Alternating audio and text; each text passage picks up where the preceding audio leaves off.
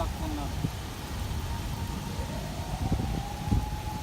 これ海からそのまま来てんのかい？いや、これはね、雨水だけここになんです。溜まって出ていかないの？うん。ここは低いんで。このすり鉢で溜まって。そうそう。だからこの人は、もう本当になんていうかな、降雨量だけですよね。